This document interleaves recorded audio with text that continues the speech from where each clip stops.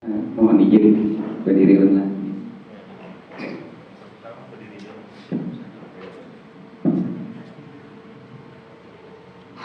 Assalamualaikum warahmatullahi wabarakatuh.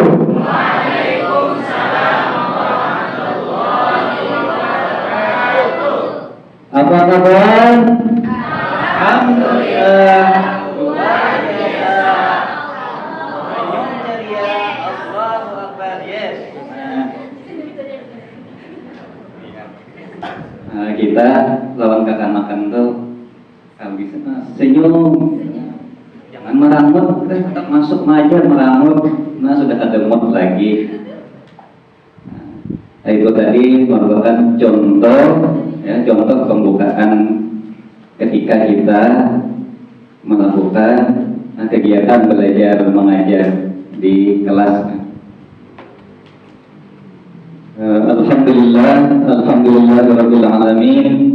Wassalatu wassalamu ala asyrafil anbiya'i wal mursalin sayyidina wa maulana Muhammadin wa ala alihi wa sahbihi ajma'in, amma ba'du. Yang sama-sama kami hormati seluruh jajaran panitia penataran paket A, Ustadz Ustazah TK TP Al-Quran BK PRMI Kabupaten Hulu Sungai Selatan.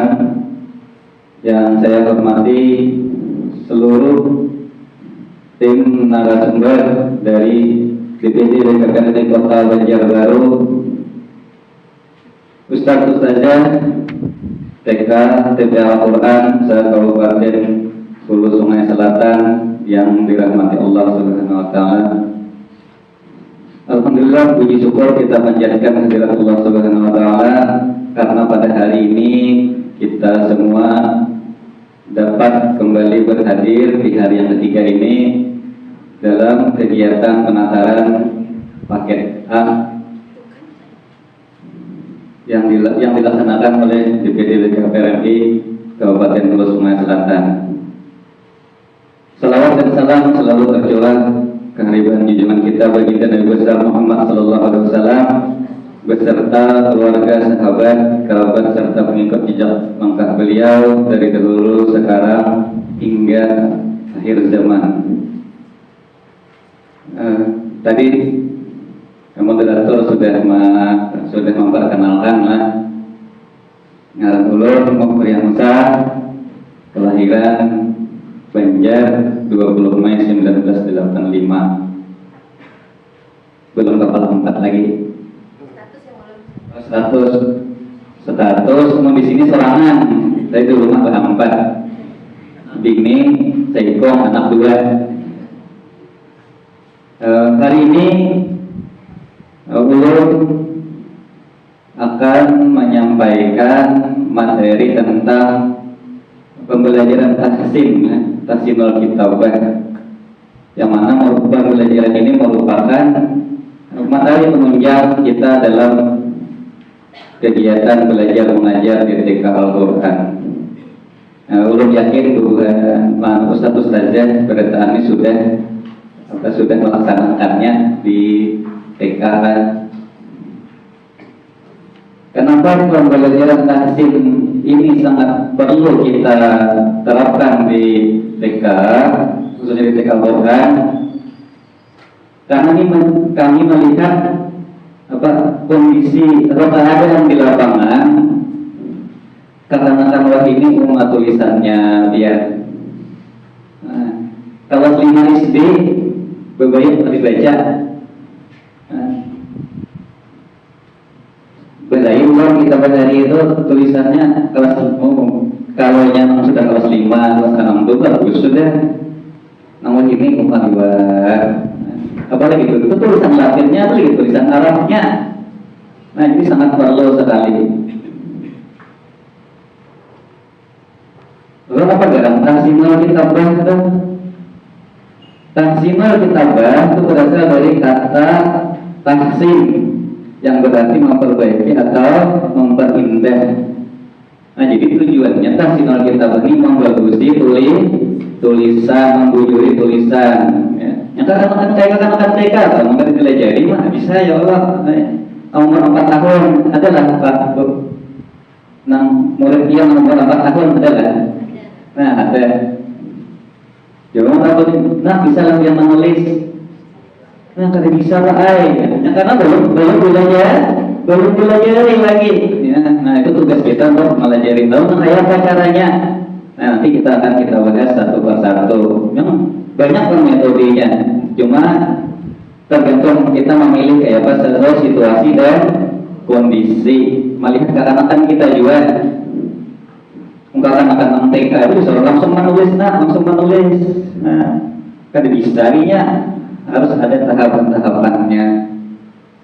Jadi metodologi pengajaran tahsin ini mengajarkan kita pendekatan yang digunakan untuk menyempurnakan cara menulis huruf-huruf Arab, tentunya huruf-huruf hijaiyah, kayak menulis yang benar, menulis yang bagus, atau kayak apa.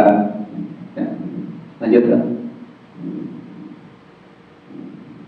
Nah, sebelum kita mengajarkan kepada anak-anak cara menulis, ya, kita harus mengetahui dahulu hal-hal apa saja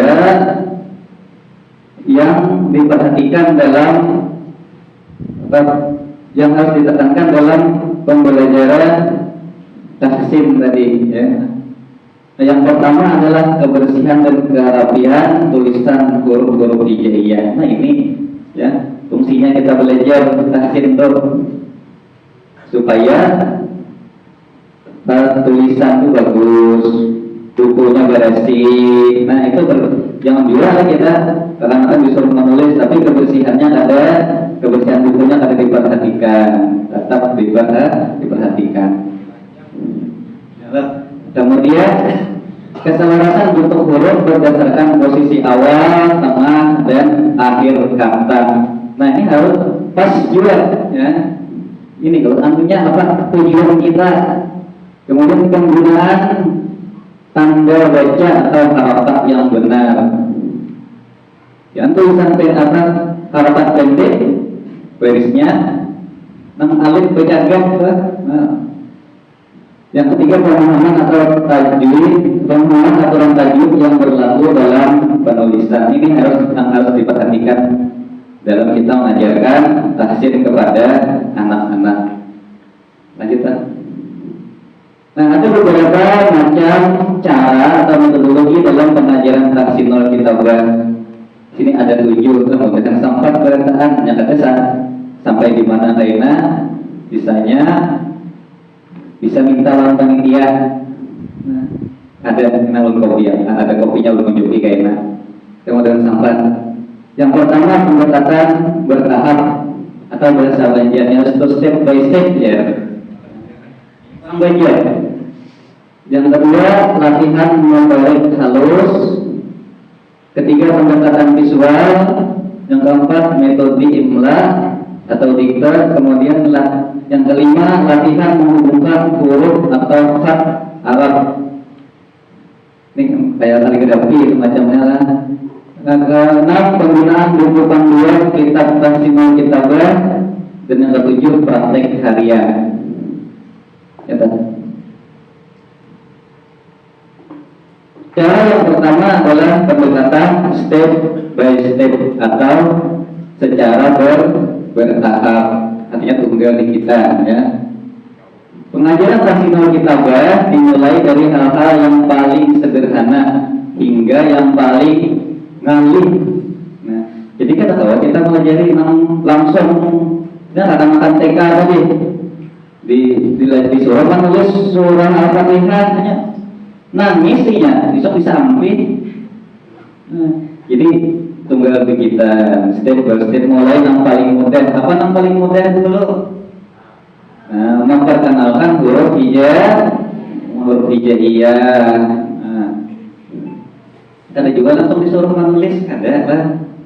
Kita tugasnya memperkenalkan aja dengan beberapa cara menggunakan media, cara perkenalkan atau menuliskannya di papan tulis.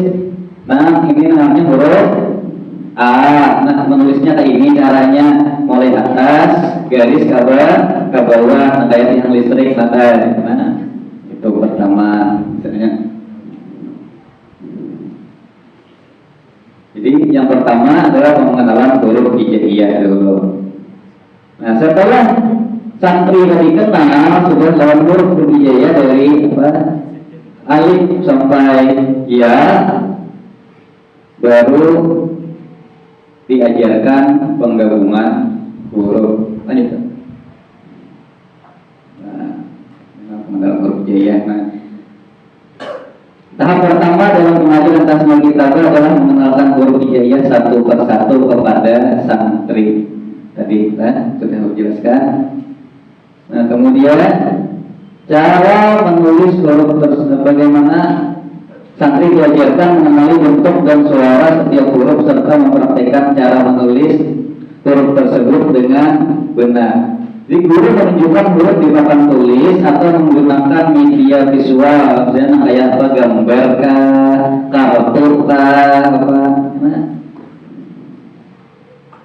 Kemudian setelah kita perkenalkan, kita tunjukkan, santri diminta menulis huruf yang diajarkan baik secara langsung atau melalui teknik menebalkan huruf.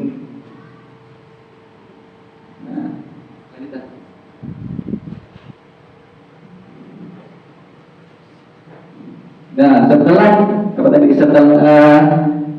diperkenalkan tadi, lalu mungkin ini ikra dua kan, yang penggabungan huruf. Nanya kita.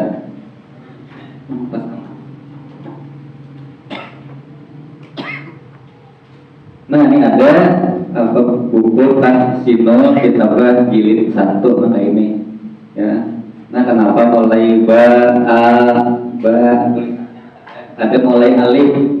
Karena ini kita menyesuaikan lawan Iqra jilid 1. Jadi bisa aja medianya itu buku Iqra yang kita ajarkan tuh untuk mengenalkan tadi.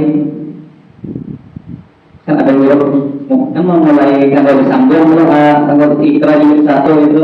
Nah, bisa gitu. Kan kita nyaman tadi. Setelah yang proses yang paling mudah tadi, kita lanjut ke proses yang tangali sedikit, yaitu menggabungkan huruf hijaiyah atau menyambung huruf. Setelah santri memahami dan mengenal huruf hijaiyah secara individu, tahap berikutnya adalah mengajarkan cara menggabungkan huruf-huruf tersebut menjadi kata atau kalimat sederhana. Nah, pada tahap ini santri belajar bahwa bentuk huruf hijaiyah tersebut dapat berubah tergantung pada posisinya. Nah, apakah posisinya di awal, di tengah, ataupun di akhir, atau ada yang nggak bisa, atau nggak tahu disambung hurufnya, adalah santri diajarkan cara menyambung huruf hijaiyah dengan lancar. Nah, yang kedua, latihan melibatkan penggabungan 2 hingga 3 huruf untuk membentuk kata-kata sederhana seperti, kada kelihatan, seperti kayak di Iqra 2. Nah, itu aja supaya nyaman lah, ya, menyambung, bersambung, bukan bersambung. Nah, itu kan tulisannya kada banyak 3 huruf, 2 huruf, itu.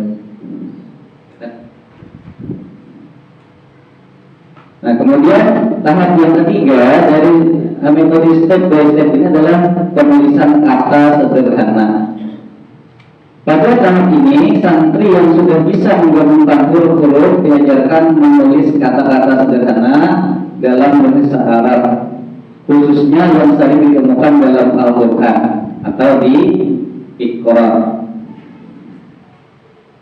Tujuannya adalah memperkuat pemahaman dan keterampilan menyambungkan huruf serta mempraktikkan penulisan kata yang utuh, artinya yang sempurna. Guru memberikan contoh kata sederhana, nah, yang di buku, ya, yang di buku Iqra. Itu contohnya paling nyaman sudah. Nah, karena Iqra itu mudah. Kemudian santri diminta menyalin kata tersebut di buku latihan dengan fokus pada kejelasan bentuk dan kesesuaian ukuran huruf.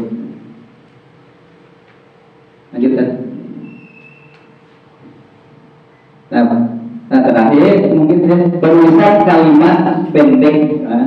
Setelah tadi kalimat, ya, ini kalimat pendek pelantara panjang sedikit. Contohnya kayak Bismillah. Nah, kayak Bismillah, Bismillahirrahmanirrahim terpanjang. Atau surah-surah pendek kayak surah Al-Ikhlas, handap-handap. Nah, biasanya ini sudah kelas TPA yang umur 7 sampai 12 tahun sudah kawan ini. Tapi ngomongnya tingkah Al-Quran umur 4 sampai 7 tahun tuh belum kawan lagi. Tulisannya bisa tak dibaca, disuruh langsung menulis angka ini. Gitu. Nah, penulisan ayat-ayat Al-Quran ini maksudnya Al-Quran kawannya menulis. Santri mulai menyalin ayat-ayat pendek dari surah-surah di Juz Amma. Nah, handap-handapnya ayatnya pendek-pendek. Jadi nyaman kada tahu kelapa, kada busangnya. Terus, nah, lanjut lewat aja. Ya. Nah, latihan motorik halus.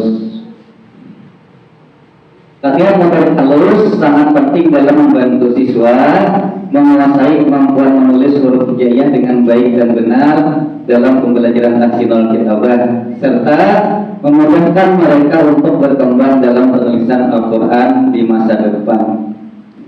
Lanjut. Nah, caranya adalah bisa beberapa cara, kayak menebalkan huruf kayak bacanya menebalkan huruf. Nah, berarti kita harus menyediakan bukunya. Nah, kan ada banyak jual bukunya.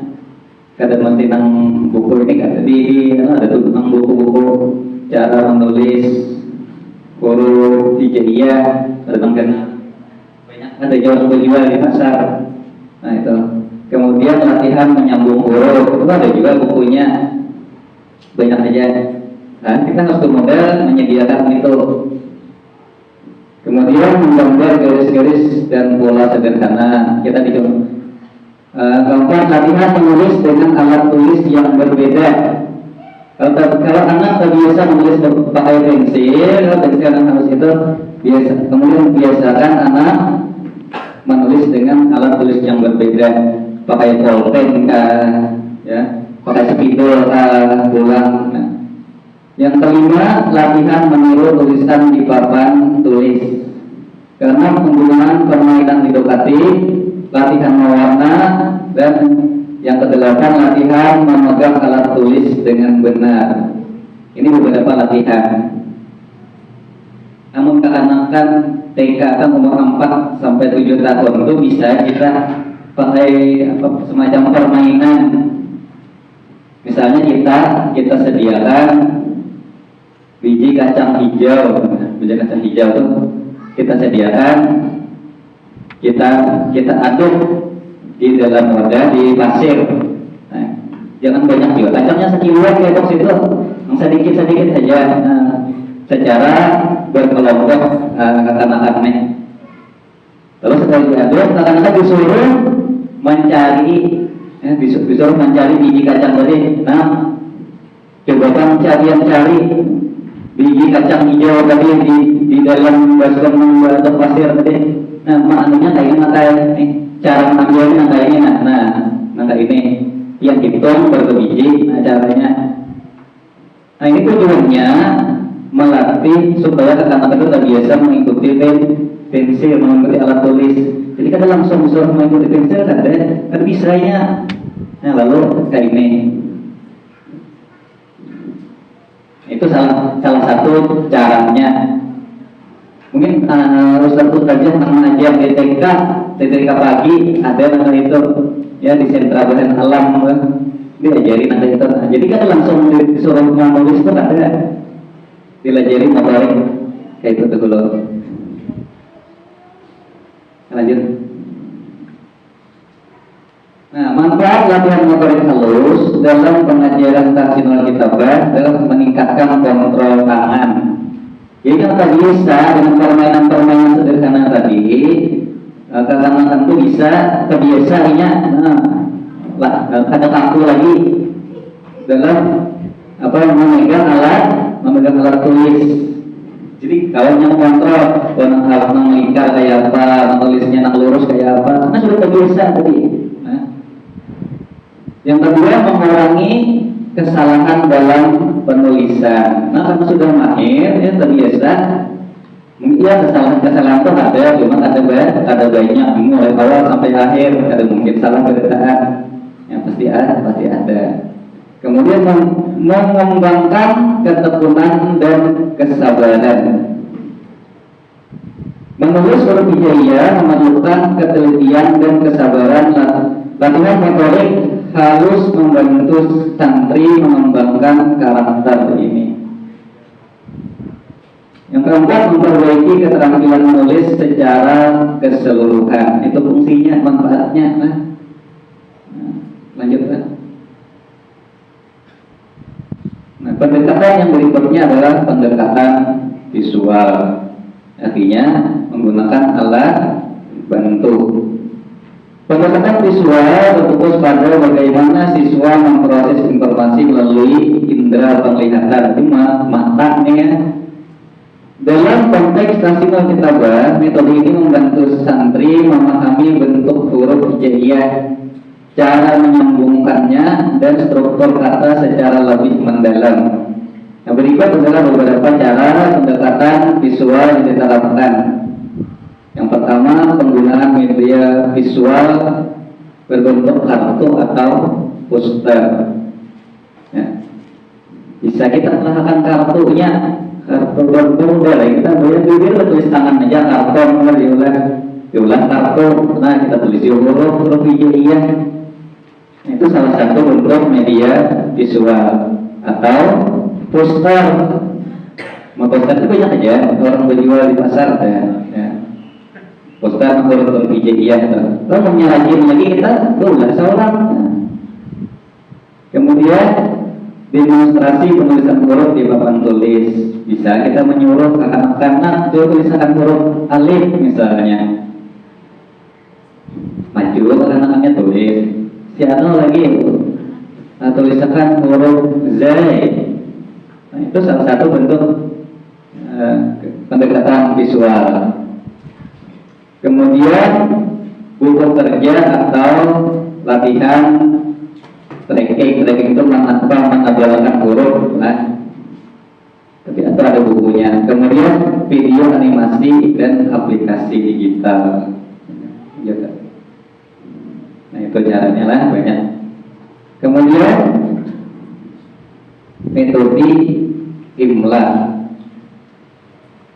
atau bahasa Banjar tadi dikte, yaitu metode yang pengajarannya adalah salah satu metode pengajaran dalam pembelajaran menulis, termasuk dalam konteks Tahsinul Kitabah.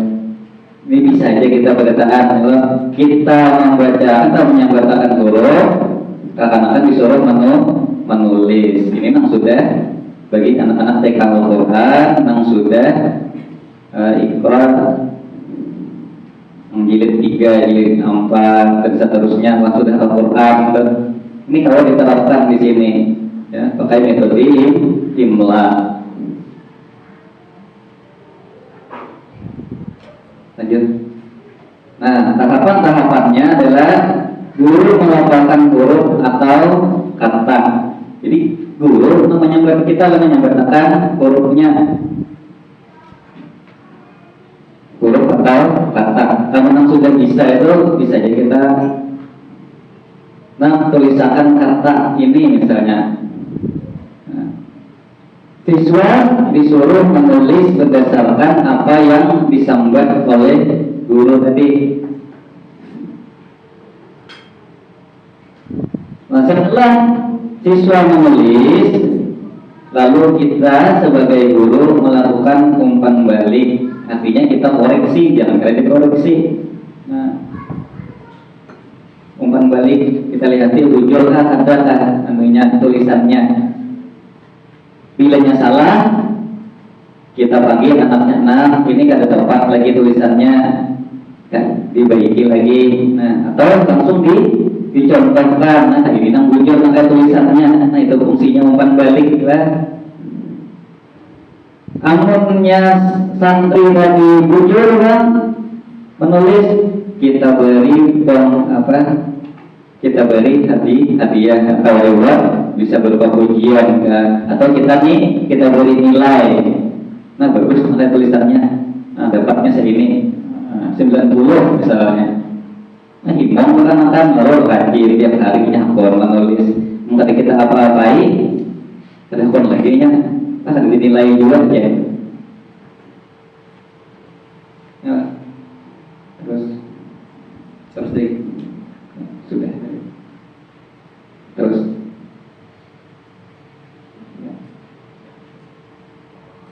sudah. Nah manfaatnya melatih pendengaran dan penulisan secara bersamaan. Artinya kada cuma melatih kemampuan tangan dalam menulis, tapi juga melatih pendengaran santri. Mas ya, jelaskan ada santri yang mendengar, jadinya bisa fokus apa ada itu nah. Kemudian meningkatkan akurasi penulisan. Bila santri tadinya fokus mendengar, maka tulisannya tingkat keakurasiannya, tingkat kebenaran dan ketepatan tulisannya itu bagus kan? Tapi jangan sambil bergayaan, kita membacakan kalimat, nah tulisan kalimat kata ba, tadinya sambil bergayaan, apakah kita ditulisnya tuh? Nah, jadi itu meningkatkan akurasi penulisan. Dan ketiga, membantu penguasaan tajwid. Keempat, menguatkan ingatan jangka panjang. Jadi dengan kita membaca tadi, pendengaran juga berfungsi, jadinya ingat. Maka bisa kadang lagi dalam jangka panjang itu ingat saja terus. Ini tulisannya cuma Bapak tuh dia membacakan kayak ini, tulisannya kayak ini. Nah.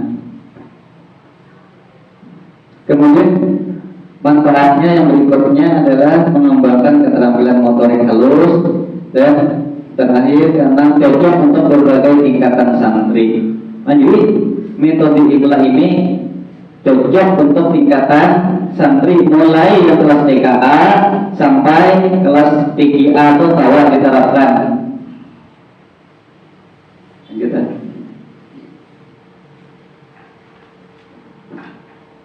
Latihan menghubungkan huruf atau khat Arab. Dalam latihan menghubungkan huruf khat Arab atau kaligrafi atau tulisan Arab merupakan salah satu keterampilan dasar yang penting dalam pembelajaran menulis huruf hijaiyah. Ini maksudnya bukan kaligrafi bujur kaligrafi itu ada, tapi bagaimana cara menyambung huruf, posisinya di tulisannya ini di tengah, di awal atau di akhir. Huruf-huruf dalam bahasa Arab memiliki berbagai bentuk tergantung pada posisinya dalam kata, ya, apakah itu di awal, di tengah ataupun di akhir. Nah, dan kemampuan untuk menghubungkan huruf-huruf ini dengan benar sangat penting untuk menghasilkan tulisan yang baik dan rapi.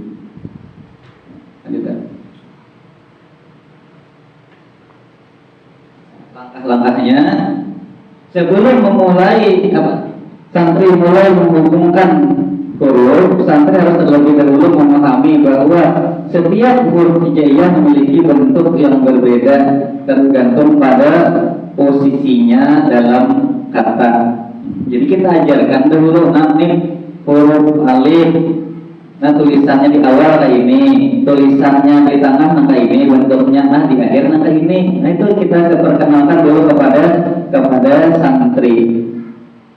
Jangan langsung disuruh menulis, bingungnya ini kayak apa aja tanpa kita perkenalkan. Jadi kita kenalkan dulu huruf ba kayak ini, tulisannya di awal, di tengah kayak ini ya. Nah kemudian huruf yang tidak bisa disambung di huruf hijaiyah itu ada ya Allah huruf yang kena tulis tembung. Nah, harus dikenakan juga yang kayak kepada kenakan. Ada beberapa huruf seperti alif, kemudian zai, ra, waw. Nah, hanya bisa dihubungkan dengan huruf sebelum mereka, tetapi tidak dapat menyambung ke huruf setelahnya. Bukan, lanjutkan. Nah, itu contoh ya. Latihan santri mulai dengan menulis huruf-huruf hijaiyah dalam bentuk tunggal dan mempelajari variasi bentuknya berdasarkan posisi dalam kata. Misalnya ba pada awal kata, nah ada contohnya ba. Nah itu kenapa dikenali ya? Nah di tengah kayak apa? Ada. Belum yakin, bisa aja sudah berdataan ya. Lanjut. Nah, latihan menyambungkan dua huruf. Setelah memahami bentuk dasar huruf-huruf tadi, santri berlatih menghubungkan dua huruf dalam berbagai kombinasi. Contohnya menghubungkan dengan ba tadi. Di ikra dua, itu nanti ada lengkap ya di ikra dua itu nanti itu.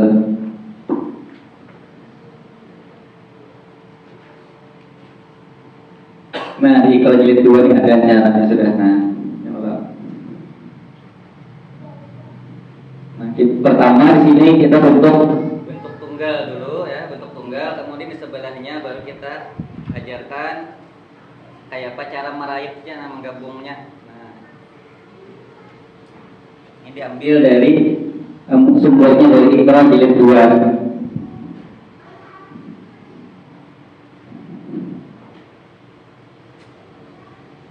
Terus latihan menyambungkan 3 huruf atau lebih dan seterusnya. Bila sudah yang 2 huruf ini bagus, sudah baru kita lanjutkan ke 3 huruf, bahkan sampai menyambung kalimat. Nah, terus latihan kaligrafi atau terus.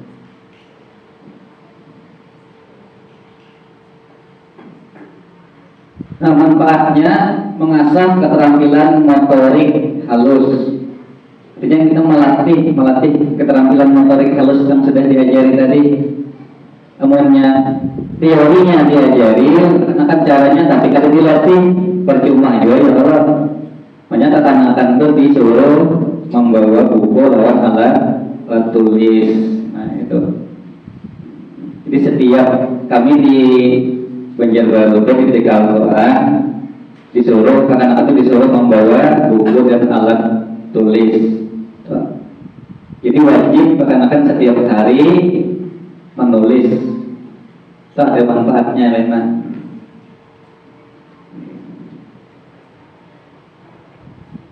Lanjut ya.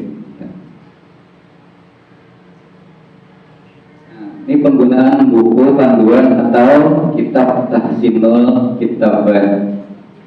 Penggunaan buku panduan atau kitab tahsinul kitabah merupakan salah satu elemen penting dalam pembelajaran tahsin, yaitu perbaikan dan pembelajaran penulisan huruf hijaiyah. Buku panduan atau kitab ini berfungsi sebagai alat bantu utama yang memberikan sistematis dalam belajar menulis huruf Arab dengan benar. Ini contoh dari bukunya di Wadah Aminah. Jadi katakan tuh wajib menukar ini. Ada 2 jilid.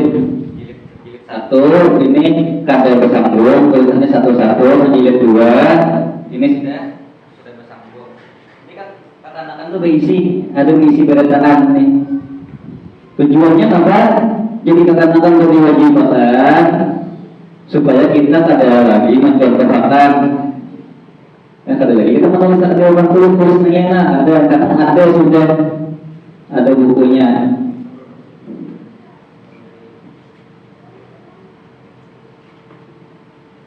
Ya lanjut. Nah, manfaat penggunaan buku panduan atau tahsinul kitabah. Ya, lanjut. Apa manfaatnya? Kita lihat buku panduan memberikan kerangka pembelajaran yang terstruktur, artinya sudah ada jelas sudah. Nah, setiap bagian materi diatur sesuai tingkat kesulitan dari mengenal huruf hijaiyah hingga teknik penyambungan huruf dalam kata atau kalimat. Artinya buku ini dijilid juga. Kadang langsung mengalir kepada, jadi mulai yang paling mudah dari metode diambil dari metode pertama dari step by step yang paling nyaman tadi.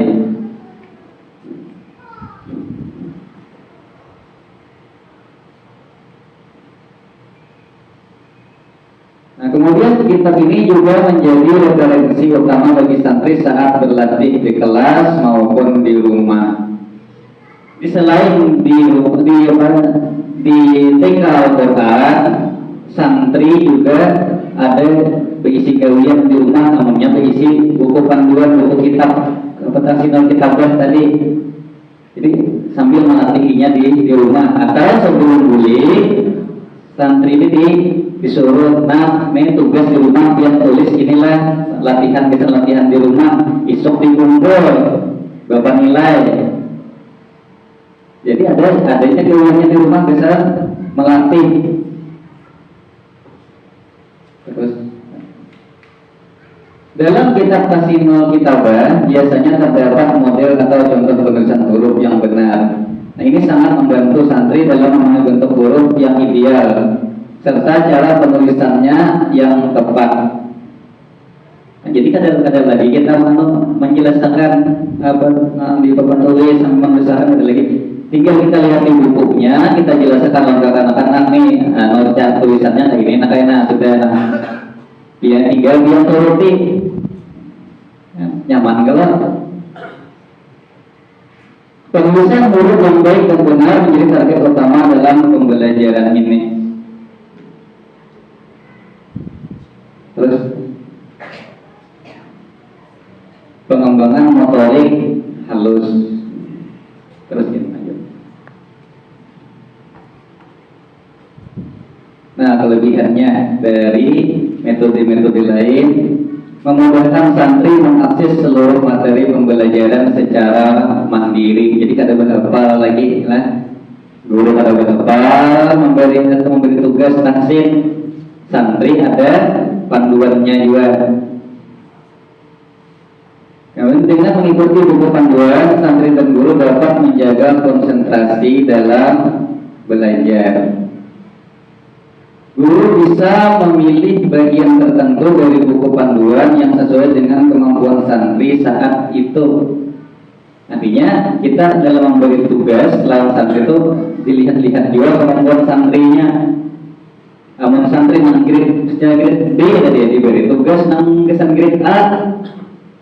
Kada dapat tapinya bisa ada tumpang ya, ada kejadian di tempat kami itu yang ABK tadi disuruh menulis, ya kada menulis huruf Arab, ada menulis huruf Latin aja, pembelajaran umum dan disuruh menulis pelajarannya kalau tidak salah apa pendidikan Pancasila,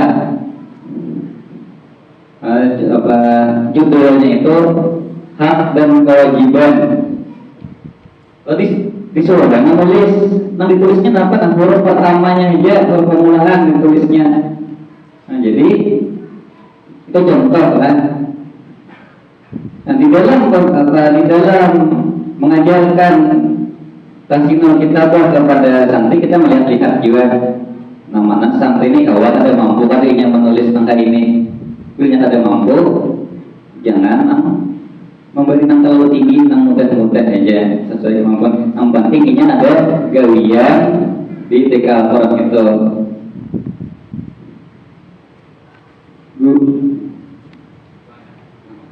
Guru bisa memilih itu sudah jelas. Santri dapat melihat secara langsung bagaimana huruf harus ditulis, sehingga memudahkan mereka dalam meniru dan mempraktikkan bentuk huruf dengan benar. Jadinya kalau jelas melihat, ada bukunya, oh ini tulisannya, kalau turuti. Lanjut. Nah, ini praktek harian. Ini metode yang terakhir lah, kegiatan pembiasaan atau praktek harian dalam tahsinul kitabah. Tujuannya adalah untuk meningkatkan keterampilan menulis huruf Arab secara konsisten, secara berkesinambungan terus menerus. Jadi kita yang Jadi praktek harian ini tujuannya adalah supaya santri di TK Al-Quran itu ada gawian pada saat kan kita setelah klasikal ada kegiatan privat kalau mengaji maju satu-satu. Nah sambil menghadang giliran biasanya di wadah kami di Banjarbaru itu di TK Al-Quran santri itu disuruh menulis. Nah sambil menghadang giliran yang mengaji, yang tulis maka halaman ini di mana dia halaman berapa dia mengaji tulis dan itu. Jadi apa tujuannya? Tujuannya supaya santri itu kada ribut pada saat kita melakukan privatnya ada gawian, bukan ada gawian kalau kan disuruh apa-apa ya dengan berjalanan ke sana kemari bermainan terhambur ada yang keluar kelas itu. Jadi ini fungsinya tadilah praktek harian itu. Selain membiasakan santri juga dapat mengontrol kelas kita supaya tertib. Lanjutkan. Nah habis ya, kalau sampai sejam apa? Nah, kiranya itu saja yang dapat Ulun sampaikan. Mudah-mudahan apa yang kita pelajari bersama-sama pada hari ini dapat bermanfaat bagi kita semua, sama dalam penyampaian ulun, khususnya penyampaian materi metodologi tahsin tadi.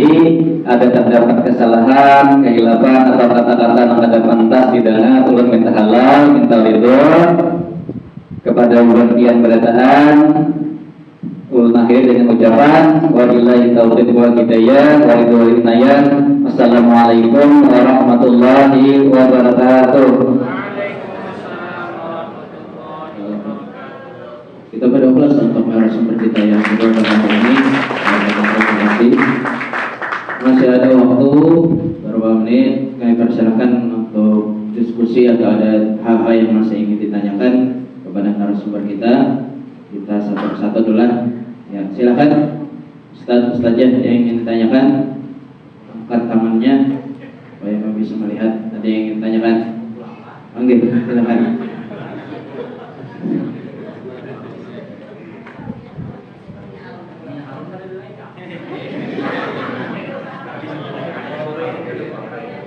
Banyak harum, nafsu malam belum habis ya. Jadi kita seorangnya. Iya. Assalamualaikum warahmatullahi wabarakatuh. Waalaikumsalam. Sebenarnya ngajak penakut itu begininya Buktinya di rumah anda ketapun harus ini. Tapi berataan insya Allah anda ketapun cuma sopan-sopan. Belum dengan rasa kayak apalah mewakili buahnya. Minyak harumnya kan ada lagi. Habis lah.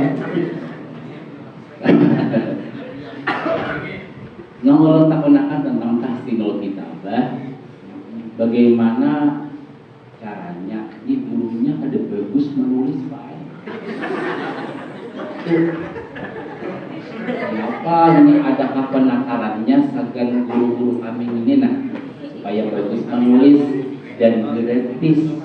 Nah, salah dan muliknya pulang. Nah, tolong dikondisikan sesuai aplikasi kenapa? Kayak mau kayak ulun bagus. Ini mau wakili, gak pertanyaannya lah. Mewakili dana, ini guys. Mewakili tolong angkat tangan aja. Dan kita dibayar serahkan yang lain ulang. Saya langsung menjawab, Ustaz.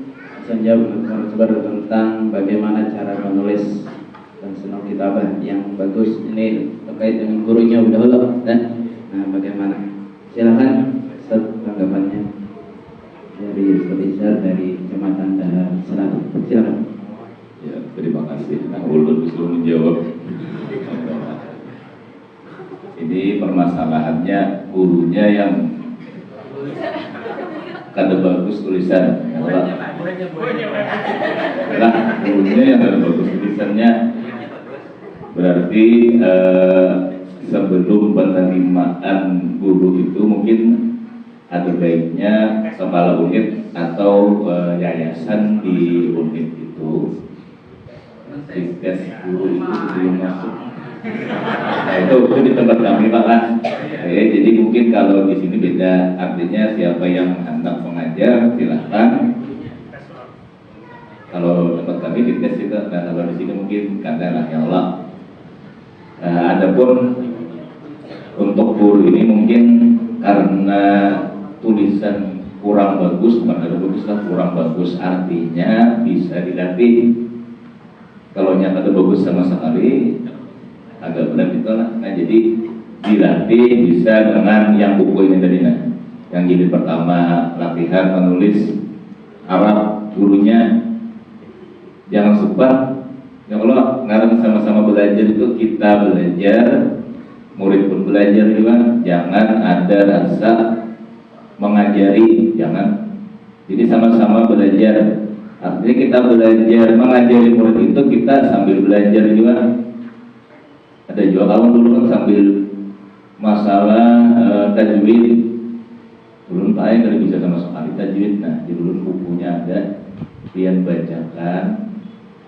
Biar mengajari santri sambil biar belajar. Insya Allah kita biar hafal ya. Yang penting biar paham dulu apa yang dimaksud dengan tajwid dan hukum-hukumnya. Walaupun yang ada hafal. Karena setiap hari diajarkan dengan di TPA tadi, setiap hari dengan santri hafal aja. Nah itu maksud dulu. Kalau memang tulisan itu kita masih kurang bagus, coba kita belajar ada bukunya. Nah, belajar kita menulis dulu sama dengan santri belajarnya lah. Tapi ulun yakin bang di sini bagus tulisannya. Karena pernah ulun menemui khususnya di Banjarbaru guru itu kada bisa menulis, apalagi misalnya sudah berapa puluh tahun mengajar di TPA kada bisa menulis. Jarang mau menemui lah, pada pernah di Banjarbaru. Apalagi misalnya lulusan pondok tulisan Arab, sekolahan umum pun ulun lihat belajar dia menulis Arab, surah pendek kayak doa-doa. Nah belajar dia mulai SD. Nah, jadi kalau memang tulisan kurang bagus ya dia dilatih. Jangan sumpah untuk melatih. Cuma ini kebiasaan bila tulisan kurang bagus itu biasa suaranya bagus. Biasanya suara bagus dan fasih lah. Tinggi kebiasaan kayak gitu aja. Cuma bila ada tulisan orang ini bagus karena guru nih disuruh ibarat mengaji lah. Ya agak kurang bang suara alas lagi orang. Nah itu kebiasaan yang kita temui. Tinggi. Nah ada juga keuntungannya biar tulisan kita bagus. Suara bagus ya, itu untungnya. Jadi jangan malas untuk belajar, jangan menyuruh santri belajar menulis. Seorang koler, nah ini kadang menjadi bahasanya tuh. Kalau kita tuh panutan, nah maka guru itu sebagai panutan oleh santri. Bila kita tuh menyuruh santri, otomatis kita tuh harus menjauhi juga. Nah itu yang mungkin bisa kami jawab. Mudah-mudahan jawaban ulun ini memuaskan. Bila biar tidak puas di rumahnya memuaskannya. Ya demikian. Terima kasih kita ucapkan kepada narasumber yang beri tanggapan. Silakan kalau ada yang ingin lagi tanyakan terkait dengan metodologi hafalan dan sinoptik kitabah. Silakan. Jendela. Nah, saya komentar. Assalamualaikum warahmatullahi wabarakatuh. Waalaikumsalam.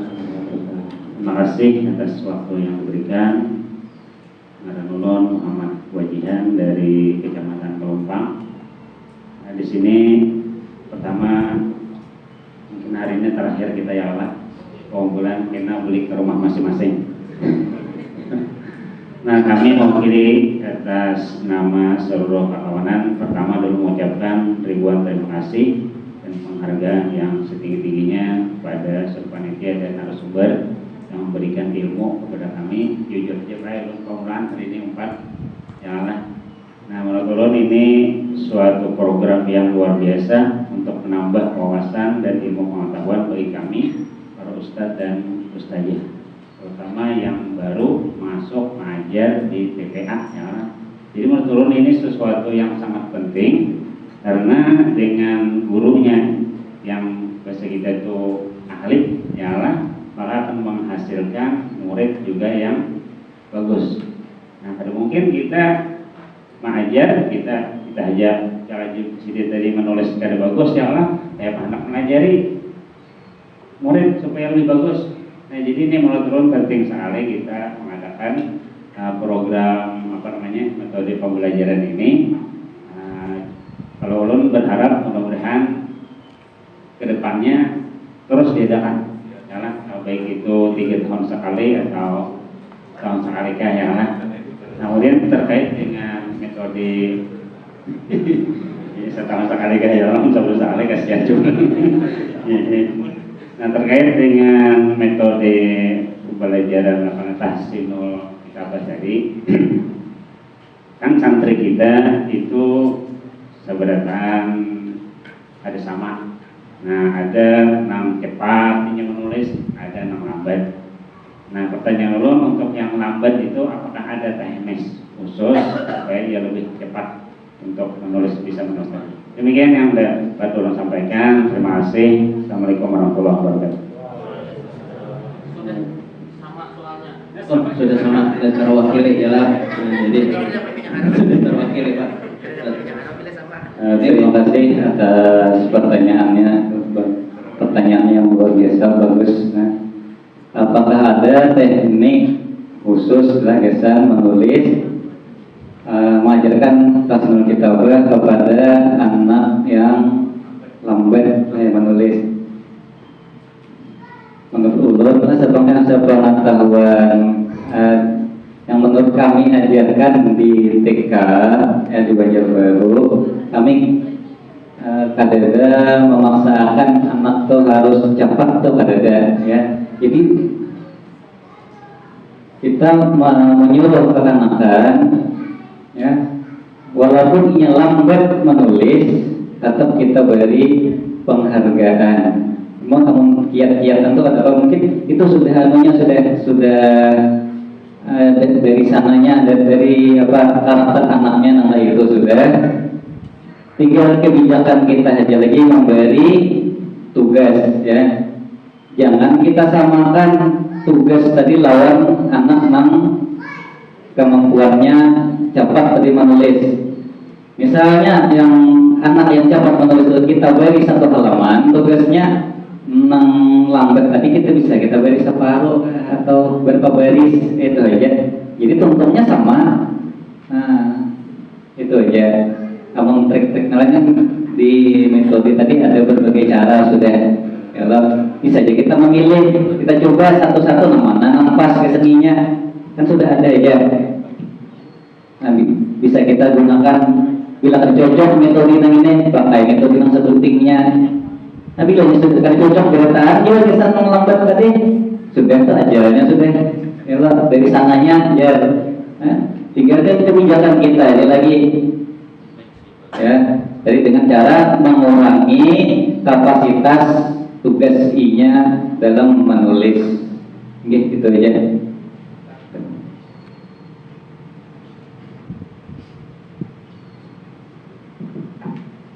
Baik.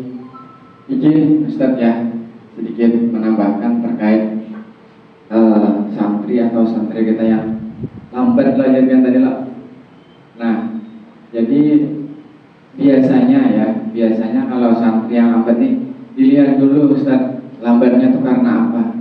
biasanya ada santri yang menulis satu barisnya mainan, ya ada satu baris mainannya, kenanya habis, kena satu baris satu huruf, kena beban dia dan pulangnya lah kawannya.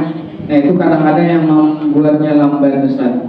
Jadi bukan apa ya, di kita juga ada seperti itu, di TPA kita juga ada anak yang seperti itu. Dilihat dulu lambatnya karena apa.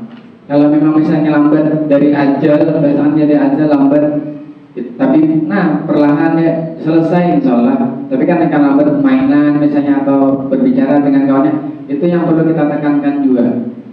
Nulis nak ini Ustaz, ya nulisnya kan, kayaknya mainan belang. Nulis nak ini Ustaz, ya nulis belangnya sehuruf dua huruf, itu kadang-kadang yang malah lambat. Ya mungkin lebih kita tekankan fokusnya dia. Tugasnya dia apa? Nulis nah sering kita ingatkan aja, fokuskan dia untuk menulis. Kalau memang sebelumnya karena mainan tadi, karena berbicara dengan temannya, difokuskan lagi buat penulisannya. Mungkin itu ya tambahan sedikit dari ulun. Terima kasih. Kita kembalikan ke moderator. Masih ada waktu 5 menit, pukul 10. Silakan kalau ada yang ingin lagi ditanyakan. Oke.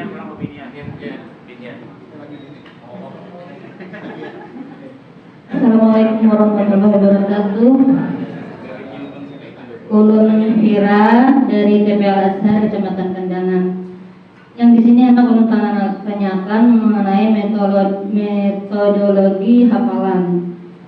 Kadang-kadang kita salah satu santri, 1-2 santri kada semuanya, kita mendapat kendala untuk menyuruhinya menghafal.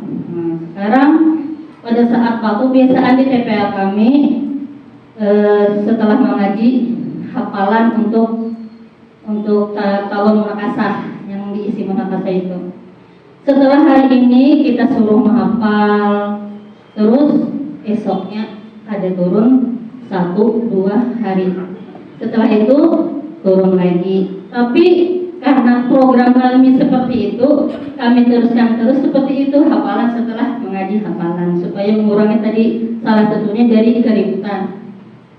Kayak caranya Ustadz menangani santri yang itu, yang salah satunya tadi itu aja, ada semua santri gitu. Mungkin itu aja pertanyaan dari ulun. Terima kasih. Assalamualaikum warahmatullahi wabarakatuh. Wassalamualaikum warahmatullahi wabarakatuh. Nah untuk kendala itu mungkin setiap TPA itu jawaban ada itu. Malah di TPA kami itu apabila kami kan ada jadwal pelajaran, ada khusus setiap seminggu sekali itu ada namanya materi hafalan. Ini bila hari itu peraihnya peraih ya takut tapi hanya remeh turunnya dilepak materi hafalan bisa peraih. Kita kan mau mengarah sih karena kita kadang bukan sekolah formal kan, sekolah mengaji ini kan ada. Jadi untuk itu tuh sebenarnya sebenarnya itu penyakitnya tinggi. Belahan seragam bila bertamu turun akulon anola sedikit turun lah gitu nololnya. Kalau sudah turun ya. Dan kadang dia ada turun pulangnya. Nah jadi untuk menjawab itu tuh mungkin ketua kami karena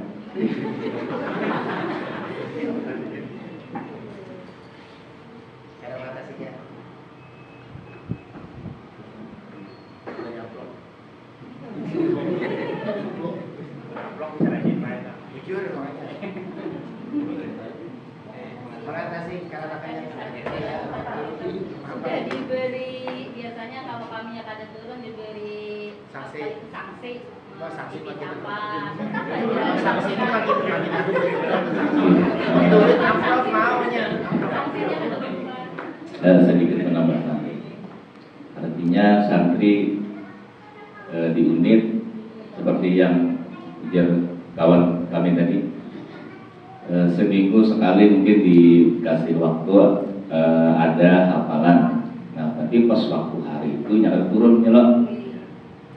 Jadi mungkin seperti ini, kita harus ada juga keterikatan dengan orang tua santri. Artinya orang tua santri itu tahu bahwa misalnya hari Kamis, hari Kamis ini adalah hafalan. Nah, jadi mungkin kalau inya tuh ada turun itu pasti karena kuitannya berlangsung kenapa turun. hafalan nah ini. Nah jadi tergantung sebenarnya kuitannya juga di rumah. Kalau kuitannya mendukung aja, turunin namanya. Nah berarti pas sebenarnya. Orang tuanya itu kadang-kadang kita kan jarang bertemu, terus rumah jauh, kita ngolah grup di WA, cuma itu kita kada tahu entah ampuninya kah, sedangkan kita mengumpulkan WA orang tua, tapi ternyata diusut-usut WA-nya. Nah, kadang-kadang kalau orang tua masuk, kita diusut-usutnya WA siapa, WA sendiri. Ternyata Kadang pada kalau udah mama gitu ya lah. kira orang tua yang kita izin, ternyata Ya di profilnya ya Allah fotonya tuh nah biasanya. tingginya kadang-kadang. Nah, itu Bang lah kita di TPA ini mungkin dengan waktu yang terbatas, jadi tidak bisa ibarat bertarget itu tidak semua target tercapai seperti hafalan contohnya tanpa bimbingan orang tua di rumah, karena waktu kita terbatas. Seperti ujian kami kemarin kan, satu guru itu punya 20 santri misalnya. Berapa menit satu santri waktu kita untuk mengajari? Paling lama itu 5 menit ya. Untuk kita mengajarinya privat. Kalaunya klasikal itu sudah artinya semua tercover. Nah, kalaunya privat, nah itu mungkin waktu kita mengajari anak itu satu anak paling lama 5 menit. 5 menit. Kalaunya di rumah tidak diulang lagi, orang tua tidak perhatian, nah ini yang sebenarnya jadi masalah. Nah kebetulan di tempat kami itu, khususnya di Wadulun, nah itu ada kami grup WA juga. Nah jadi setiap hari itu ulun beri tugas khususnya santri Al-Quran untuk mengaji di rumah. Nah, jadi berapapun dia dapat itu ulun minta dituliskan, namanya ada kartu mengaji, tuliskan di situ berapa ayat dia dapat setiap hari. Misalnya ulun pakai 1 ayat aja dapat berapa, ayo baca di rumah. Nanti yang menyimak itu harus ada, jangan membaca sendiri, orang tuanya kan. Ada jumlahnya Pak, ulun kan bisa mengaji jadi orang tuanya, asal dia ada di situ aja hadir. Yang penting dia mau mengaji di rumah, dibiasakan. Yang dibaca yang mana? Yang dia baca tadi di sekolahan. Otomatis kan dia sudah tahu yang dia baca tadi kan. Misalnya ada yang kurang, ini sudah kita jelaskan untuk anak. Nah, kalau bahasa pondoknya tuh mutolaah ulang di rumahnya.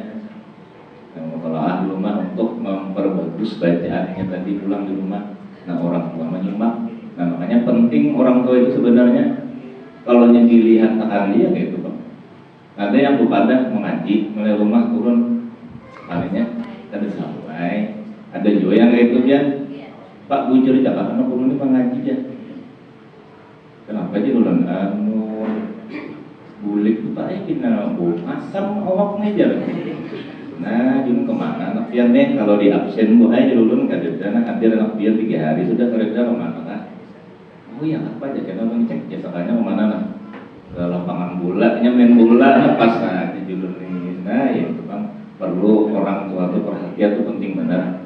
Jadi kada sekadar kita aja mengajari, dibantulah guru ini juga di rumah dengan orang tua tadi membantunya. Insya Allah kalaunya kerjasama yang bagus antara orang tua dan guru, insya Allah anak tuh ada nanti keberhasilannya ada terlihat lah. Dan itu pun sudah dibuktikan bila orang tuanya tuh perhatian dan pasti anak tuh ada keberhasilannya. Cuma kalau yang dilihat akan aja, ya nggak kayak itu Bang. Apa yang dia dapat di sekolahan sedikit dapatnya, kalau diulanginya hilang ya hilang. Makanya di kartu mengaji itu nah itu kan seperti ini. Nah ini Al-Quran ini yang Iqra. Nah di sini nanti ada keterangan itu kalaunya orang anak itu santri kita tuh perhatiannya orang tuanya di rumahnya dilencarinya turun mengaji rajin, keterangannya tuh lancar pasti itu dia, karena sudah kita lihati beberapa TPA seperti itu. Cuma bila kuitannya tapi perhatian paling cukup ulang, kebanyakan diulang. Kenapa? Karena itu tadi orang tuanya ada perhatian di rumah. Bahkan ada yang sudah beberapa kali kita ajari, ternyata ada bingung juga, mau bisa anaknya ditakuni kuitannya ulun baik ulun mah gaduh adingnya nang halus benar aja. Kada sempat mengajari, nah ya itu bang jalan kesalahan ibaratnya kada ada kerjasama kami berhimat baik mengajari anak piana di TPA di rumah tetayunya. Pokoknya asal inya itu pada mengganggu orangnya pak aja nah hilang karena taruh juga ya itu maksudnya. Jadi penting sebenarnya kerjasama antara guru dan orang tua di rumah itu yang penting untuk kita sampaikan nanti saat misalnya ada pertemuan komite atau pertemuan orang tua apa itu penting banget disampaikan itu. Karena biasanya orang tuanya bisanya meniwas saja. Kadang-kadang orang tua yang viral pertemuan orang tuanya kadang-kadang Kada hadir, cuma meniwas terus sekolah. Apa anakku nih ngaji berapa tahun dah ikut satu aja. Tinggi. Itu dia. Awasnya anak ulunnya kan mengaji ikut satu aja pada naik. Jurun dia di rumah kayak apa? Kada bangsa ini mengaji sudah. Mentakoni lagi mengaji lah. Sudah naik. Nah maksud ulun itu takuninya sudah mengaji, sudah buka kartunya, dilihat, habis itu disuruhinya membaca yang halaman yang baca tadi di sekolahan.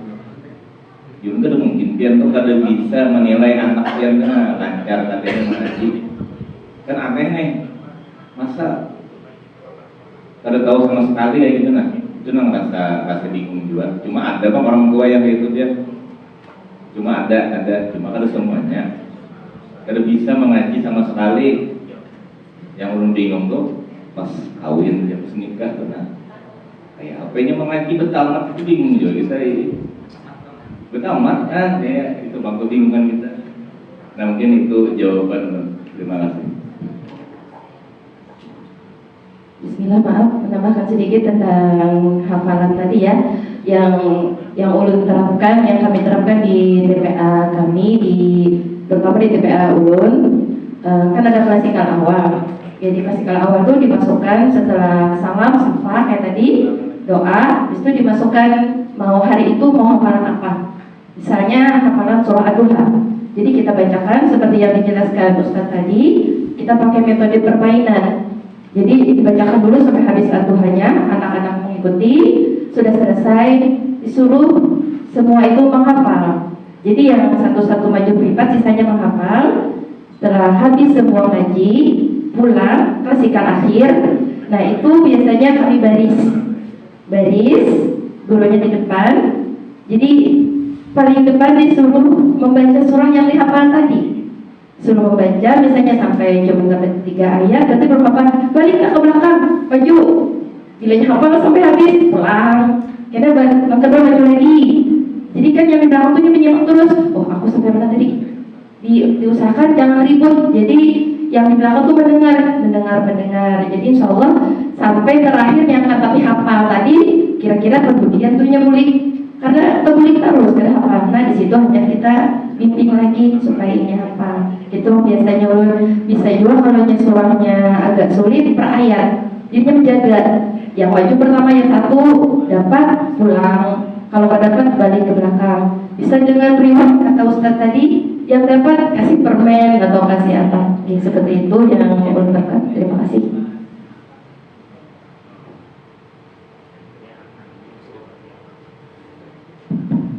Terima kasih kepada narasumber yang anggapannya untuk kita hari ini. Kita tepuk tangan untuk semua. Kita break, kita istirahat sebentar, kurang lebih 15 menit lah. 15 menit, silahkan menikmati snack yang kami sediakan. untuk narasumber dan para peserta. Kita kembali lagi nanti ke selanjutnya, masih kita teori-teori kan, nanti insya Allah ada praktek mengajar, insya Allah metodologi qiraah, hafalan tentang kitabah lebih jelas nanti kita dalam praktek mengajar. Nah, silakan para peserta dan narasumber menikmati hidangan yang kami sediakan. Snack serta ada di luar.